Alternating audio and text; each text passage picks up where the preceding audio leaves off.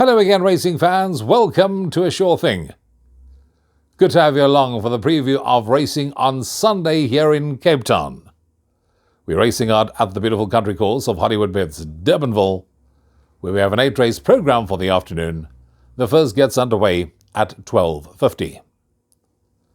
Now, if you are looking for somewhere different to go on Sunday, and you do live in Cape Town, and you've been contemplating going to the track, my suggestion is bring the family. There's normally something for young and old to enjoy. More importantly, you'll be somewhere different for Sunday lunch. At the same time, guaranteed, you'll probably meet up with a few racing folks you haven't seen in years. The banter's normally good because you'll exchange what I like and what you like with each other, and in such a way be able to put together a nice perm for the afternoon, whichever you're going to get involved with. Because with there being 8 races on the card, from the get-go, the exotics on the tote kicks into gear with the bipot. The second race will be the first leg of the place accumulator, the third first leg of the pick 6, and races 4 and 5, the first leg of jackpots 1 and 2 respectively. 5 minutes before the off of race 1, you also of course need to be on with your free Hollywoodbet Punter Challenge entries. Play the bet slip and put yourself in line for that R1 million jackpot prize that is on offer. So let's get into the action and see how many winners we can find on this card. The first race is a maiden plate, where 9 runners will line up at the 1,000 meter mark. Made a point of taking down the anti-post betting prior to pre-recording the show, and the first timer from the stable of Justin Snaith, number 1 Trip to Camelot, is top of the boards at 1.25 to 1 on Hollywoodbets.net. The Give Me the Green Light first timer from the stable of James Crawford is second favourite at 3.57 to 1. You can then get 4 to 1 about number 8 Mount Augustus. 9 Demanding Dave from 3.57 to 1 has eased out to 4 to 1 in the anti-post market, while number 2 Objet d'Art from 5 to 1 has gone to 6.25 to 1, and you can get double figures and upwards the others. Doesn't surprise me that the first timers are dominating the anti-post betting market.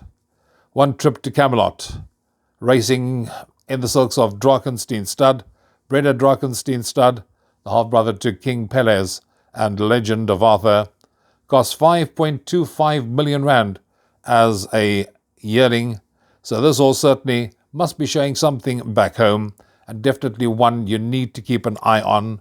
World Wind, the Give Me the Green Light first timer, is another one that's pretty firm in the market at 3.57 to 1.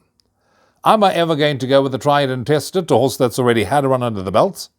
And my first choice selection in the opener is number 2 Objet d'Art. Now this horse finished in the money, ran 4th, despite hanging over the final 300 when it first stepped out to race. The form line of that run has also held up well. The horse that finished ahead of it in third was a horse called Magical Place. That also subsequently come out and franked that form line. And I do believe that Objet d'Art would have come on with the benefit of that one under the belt.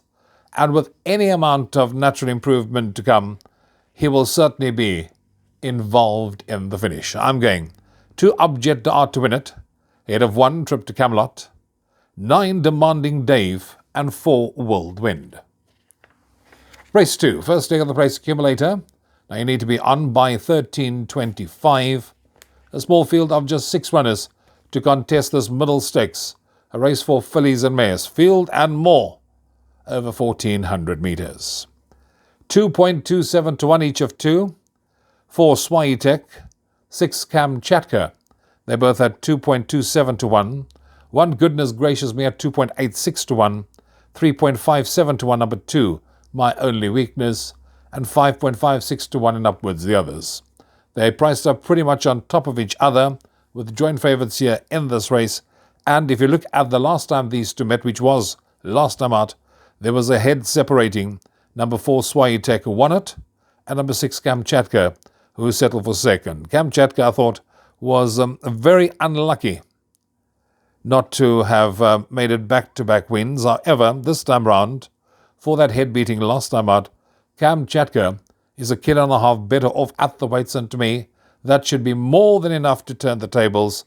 She's also likely to be up with the pace from the get-go, will be staying on in the closing stages, and if one looks at her racing career thus far, you'll see that 2 of her 3 career wins have been at this track, and this also happens to be Andre Nell's only runner for the day. So I'm thinking 1 runner, 100% strike rate at the end of the day. I'm going 6 Cam Chatka to win it, ahead of 4 Swai Tech, 1 Goodness Gracious Me, and 2 My Only Weakness.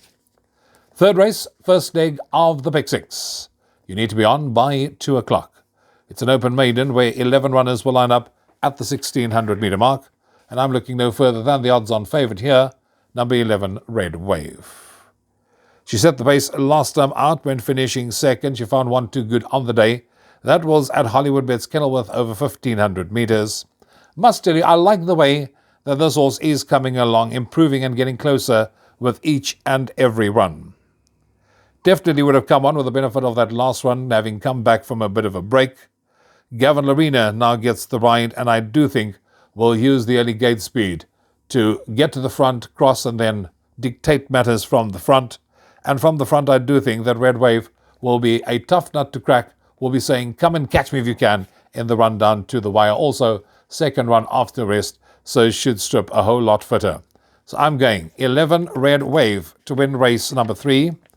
Ahead of number 2, Lomu. For third, I'm going with number 4, Smart Horse. And fourth, number 3, City of Port Louis. On to race 4. First leg of Jackpot 1. This is a maiden plate for 3-year-old fillies, where 8 runners will line up at the 1400 metre mark. And here they're also priced up pretty much on top of each other. Number 7, Red Coral, from an opening call of 1.67, has eased through the points to 2-1. While number 6, Heavenly Mafia, is at 2.86-1. Number 8, La Bomba Girl, from 3.03, has gone out to 3.33 in the market, and they're bidding 5-1 and upwards bar those. Where am I going? I'm siding here with number 8, La Bomba Gold. Muzieni rides for Justin Snaith. I like the improvement shown from first to second start. Despite this horse losing a length last time out, was staying on very nicely at the business end of affairs. That form line has also held up well. The horse that finished second that day was a horse called Beach Verse. That also subsequently come out and franked that form line. I also think that La Bomba Gold could be looking for 1400 metres at this stage of her career, and on current form, I do think she'll be very competitive in this lineup. So I'm going 8 La Bomba Gold, ahead of 7 Red Coral, 3 Fiery Frolic, and 6 Heavenly Mafia. We move on to race number 5, first leg of Jackpot 2.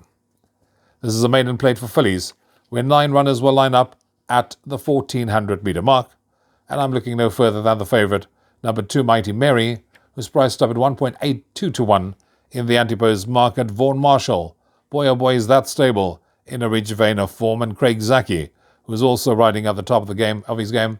These two pair up with number 2 Mighty Mary. Was second in her last 2 starts. She was stowaway last time out. She was staying on when she ran second, beaten by Zena's Act.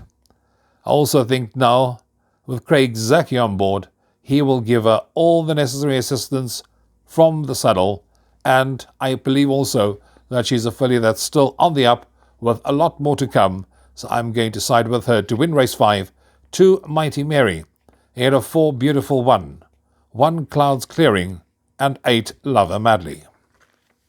That takes us on to race 6 on the programme, and race 6 on the card is a Class 4, fillies and mares benchmark 76. Small field of 8 runners will line up at the 1400 metre mark.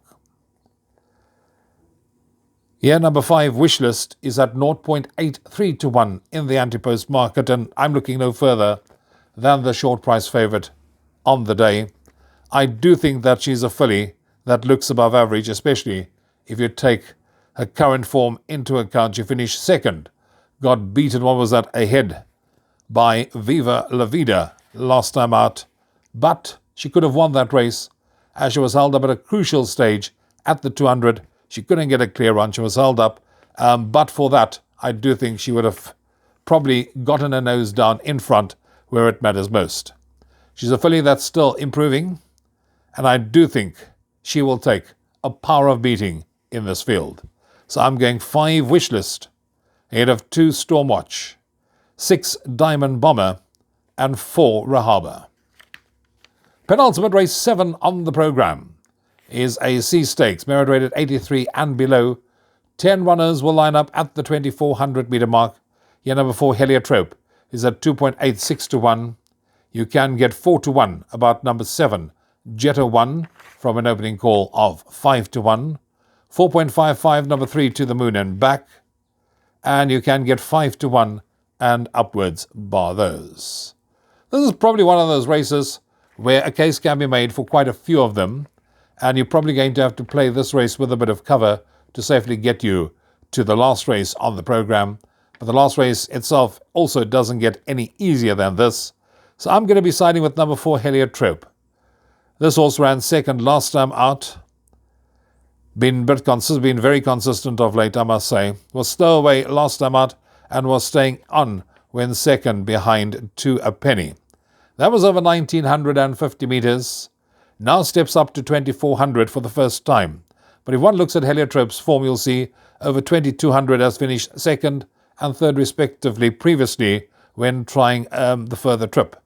Cornet Offer retains the ride, and that's encouraging to see. And I do think that in a race of this nature, a horse like Heliotrope can bounce back to winning ways. So I'm going for Heliotrope to beat number 3 To the Moon and Back. For third, I'm going with number 7 Jetta 1, and fourth, number 9 Twice the Master. That takes us on to the last race on the programme. 16:55 is the off time of race 8. It's a Class 4 benchmark 80, when 9 runners will line up at the 1000 metre mark. And here you can get 2.86 to 1 each of 2. 4 Rattlesnake is at 2.86 to 1, along with 7 Sardinia Bay, 2.86 to 1, both from an opening call of 2.5 to 1. 4 to 1, number 2 Barney McGrew, and it's 7.14 to 1 and upwards the others. Where do we go? I'm certainly not going with either of these favourites, even though you probably could make a case for either of them to win. 7 Sardinia Bay, for example, that form line has been franked, and Richard Fourie, I think, was a very shrewd booking for Sardinia Bay, so that one is definitely not without a chance. Rattlesnake last time out beat Barney McGrew, and Barney McGrew is 2.5 kilos better off at the weights for that 0.4 length beating. That to me is enough to turn the tables. Coupled with the fact that Barney McGrew is having his third one after rest, so should be cherry ripe to run an absolute cracker, and hence the reason that's going to be my first choice selection. Number 2, Barney McGrew, to win the last race of the afternoon, ahead of 4 Rattlesnake. For third, I'm going with 7 Sardinia Bay, and fourth, number 5, All About Owl. And that's it. As far as Hollywoodbets Durbanville is concerned, 8 races on the programme. Trust you'll have an enjoyable and profitable afternoon's racing. There's a few tough nuts to crack on this card. Hope you find the winners. Till next time from me, Rouvaun. Cheers for now.